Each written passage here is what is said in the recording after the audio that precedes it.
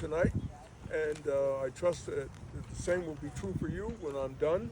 I'm going to speak like Mr. Stokes, really follow up on what Mr. Stokes said. I hope to hold it until about 5 minutes. The reason I'm sitting down is because it's better for my health to sit down, so I hope you don't mind me sitting from a chair. Today is the International Day of Remembrance of the slave trade and its abolition. It's a day that's celebrated all over the world, and in some countries it's a holiday.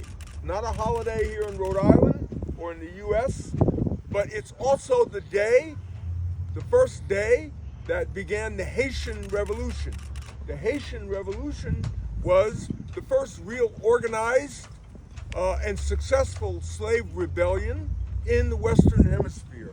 And so UNESCO has determined that this day should be recognized, and we're here to celebrate and remember that day as well. I'm going to talk about the importance and the meaning of the concept of abolition, specifically the abolition of slavery, and the related concept of abolitionism, which has to do with continuing the work that people began when they first passed law to abolish slavery. People often talk and remember the slavery and the slave trade in the popular culture. It's not hard to find cultural representations of that. Many of you remember the movie 12 Years a Slave, and there are other films and movies about that. Harriet, the movie about Harriet Tubman, and all of those kinds of things. It is rarer and more difficult to talk about and understand the concept of abolition.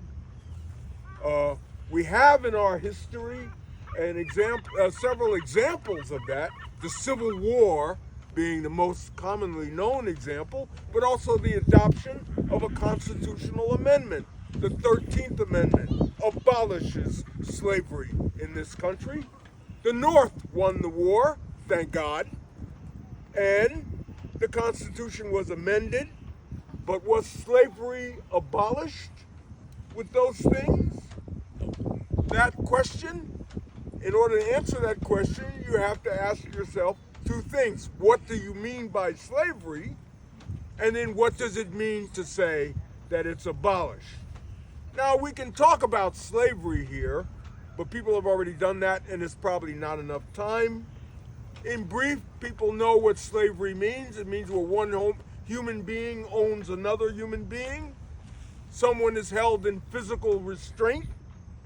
There is a very difficult circumstances, food, water, and these other things are denied the slave.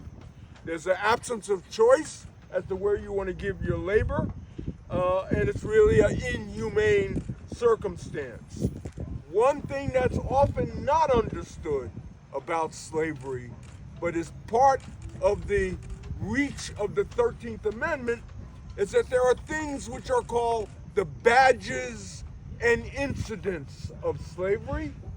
The main badge of the main badge of slavery in this country, slavery was something that happened all over the world, but in this country, the main badge of slavery is skin color, because it was an African slavery and the slaves were put under the humane condition that I talked about.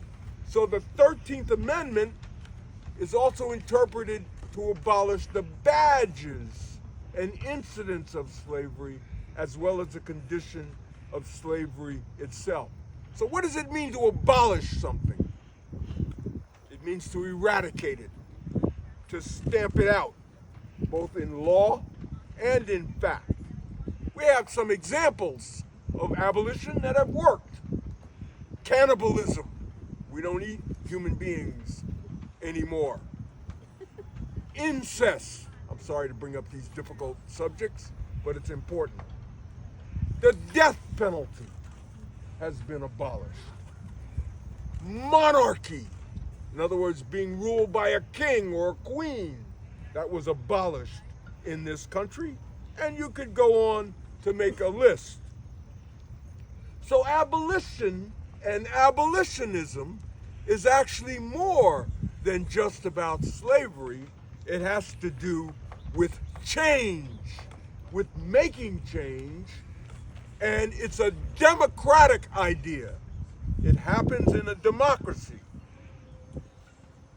In point of fact, and this is the bad news and why this day is important, slavery, although legally abolished, was not in fact abolished here in the United States, especially if you think about the badges of slavery and the other things that followed from slavery. Some of the things Mr. Stokes talked about, the inability to own property, the inability to go to school where you want to go to school, the inability to marry who you want to marry, the inability to live in a certain neighborhood, and those kinds of things.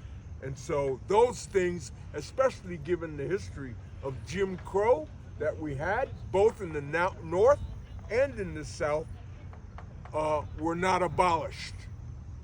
So abolitionism is something that's about how you live, how you behave, what you do in your life to make sure that those badges and incidents of slavery do not find themselves or are eradicated from public life.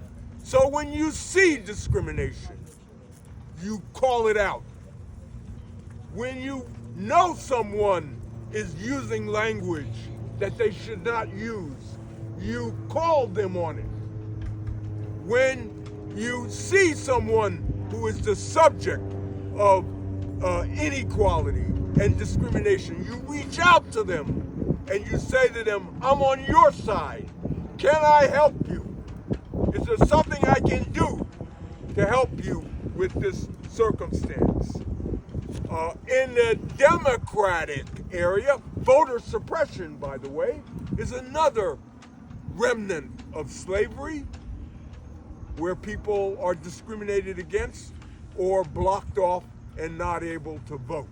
We just had a Supreme Court case having to do with the state of Alabama, and everybody got surprised. But it's true. The Supreme Court held that the state of Alabama, the way it organizes its voting, is still, although African Americans are about 40% of the population in Alabama, they only have one representative, one district in Alabama that sends a person to Congress. The Supreme Court, even the conservative Supreme Court we have today, had to find that that is wrong. So, to close then, this is a day that probably should be a holiday, but even though it's not a public holiday, when you leave here today, and the message we want you to carry out with you is that I am, and I inherit the message from those that Keith Stokes talked about, like his grandfather, Mr. Van Horn, of abolition. And I am an abolitionist, and I will go out in my life and do those things that are required that an abolitionist should do. And so this day is a very important day and a good day that will cause people to remember that way of living and to do those things that are required. And we really, those of us who are on our board of this, and the one person wasn't mentioned is Steve O'Neill, sitting here in front. All of us on our board really appreciate and welcome you coming to remember this concept with us. We are working hard to put up a memorial to the slave trade. Bristol, probably with more slave ships left Bristol than Charleston, South Carolina, and Havana, Cuba combined. Many of the slave ships that went across the ocean to kidnap people or to participate in the kidnapping of people and bringing them back didn't leave from South Carolina or Savannah, Georgia, or Newport, Virginia. They left from Bristol, Rhode Island. So So we want you to remember that and to talk about it. In school curriculums, there's lots of places where you can make a difference. And you can make a difference and further this remembrance. And when we put up this memorial, we want you to come and bring people here. And this is becoming a sacred place in Bristol, and we're very happy about that and welcome you.